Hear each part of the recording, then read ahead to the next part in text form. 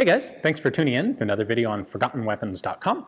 I'm Ian McCollum, and I'm here today at the Canadian War Museum up in Ottawa, and we are taking a look at a prototype Ross, this is a prototype Ross fully automatic rifle, dating from some time period between about 1912 and 1915, maybe 1916. So Sir Charles Ross, who was the kind of like bad-tempered Batman sort of figure. Very wealthy landowner, family of nobility, comes over to Canada, designs the Ross rifle, provides it to the Canadian military. Well, he was also a tinkerer and an inventor and an engineer, and had been interested in firearms development pretty much all of his adult life. So in addition to developing just the Ross bolt-action rifle, he also developed an automatic pistol around 1905, and he had actually tinkered with self-loading firearms, self-loading rifles, way back into the 1890s. So he had a design in 1893, 1894, and eventually, once he was developing the Ross Mark III, in addition to creating it originally as a sporting rifle, and then developing it into a military pattern rifle, he also tinkered with turning it into a self-loading rifle. Well, it's a straight pull design, meaning you don't have to lift the bolt handle up and back, it's just straight back, straight forward. This lends itself very easily to semi-automatic conversion by adding a big gas piston to the side of the gun, as this has. Gas comes in here, pushes the piston back, the piston simply pushes the bolt handle, cycles it backward, and then you have a spring that pulls it forward. So a pretty simple type of system to convert. Now, this particular one, we don't have a lot of very specific data on, but we know that Ross had some correspondence in 1912 and 1913 discussing this design. This particular rifle was made no earlier than 1915, maybe 1916. I'll show you all that in just a moment.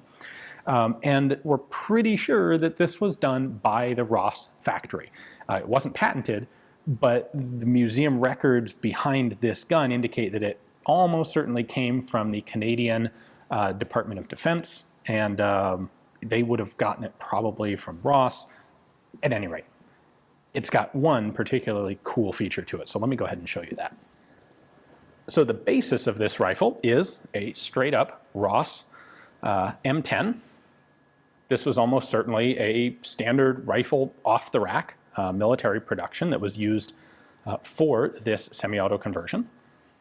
Interestingly, there is a big square hole cut in the side of the stock. Obviously, this is a trials testing sort of gun. Maybe they had some different magazine or feeding mechanism that they experimented with at some point that went in that side. If it's not that, I'm not sure exactly what the purpose was. So the buttstock was originally just a standard Ross M10 buttstock. However, it's been contoured up a little bit in here, and more substantially, the wrist has been lowered a lot. And that is because, so the sporter Ross M10s generally had a deep enough cut here that you could put your thumb across the top of the action, like so, when shooting, and then be able to cycle the bolt without hitting the top of your thumb with the bolt right here. Well, with the military guns, they wanted the stock to be stronger, and so there's more material in the wrist, and it's a little bit touchy with the military designed stock whether you can hold your thumb low enough to clear the bolt. Well, that's not so much of an issue on the manually operated version. On this one, where this bolt's going to come flying back 5 times in a row when you pull the trigger, you really want to make sure that your thumb is down below the line of that. So the stock has been cut out down here to accommodate it. Now mechanically, the gun's actually fairly simple in concept. There's a gas piston on the barrel here, comes out to, or a gas port in the barrel here, comes out to a gas piston. As we move back, you can see the piston and operating rod have a pair of recoil springs in here. That operating rod comes back through here. We'll touch on this guy in just a moment. The operating rod then comes all the way back to here. We have a housing that's screwed onto the receiver bridge, and then the op rod connects to the bolt handle so that when it cycles back, it opens the bolt. There's your op rod. And then you have the recoil springs inside this tube that are going to compress, and when they expand after firing, they pull the bolt back into battery. Now, the fire control mechanism on this rifle has been modified such that it is fully automatic. As best I can tell, you pull the trigger once, and it dumps all 5 rounds of the magazine. Obviously, that's not what you would want in a production military firearm, but this is clearly still an experimental, a little past tool room maybe, but this is still a developmental gun. And presumably they figured once we get the full auto system working, then we can limit it to semi-auto, then we can change the feed system out to something that holds more than 5 rounds, etc. Now, the large barrel shroud on this is there for a very specific reason. So you can see here that the barrel, the muzzle, is actually recessed several inches. It's like, it's about an inch or two down inside the barrel shroud. So when you fire, muzzle blast is going to push air out the end of this tube. The Lewis gun, which was in military use and mass production by the time this rifle was built, the Lewis gun uses that same system. The Lewis gun has open vents back here where it can suck air in.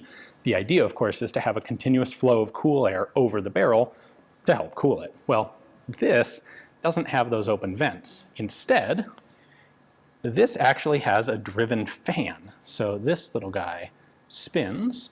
Unfortunately, the mechanism behind this doesn't work anymore, and we know from some documentation that as of 1970, this particular example wasn't working. But the concept was there was a one-way ratchet inside this mechanism, and when the bolt handle came back, it would spin this fan up, which pulls air in and then sucks it down the barrel shroud, being pulled by muzzle blast. So actually a driven air system, which is really cool for a firearm like this. Being that it was full auto only, and you had a 5-round burst, probably at very high rate of fire, I suspect, you would have a firing sequence that would sound something like your computer fan. So that, I think, is probably the coolest and most unique element of this design. I've never seen something like this on another firearm conversion like this. Anyway, it's always cool to take a look at bolt actions converted to semi-auto. They're always weird looking, and some of the ideas that go into them, like that forced air cooling system, is really pretty cool. So hopefully you guys enjoyed the video. A big thanks to the Canadian War Museum up in Ottawa for giving me access to put this on camera and bring it to you guys. If you're ever in the area, make sure to stop by. They have a variety of exhibits that change periodically, as well as a bunch of small arms and a really cool vehicle collection on display. Thanks for watching.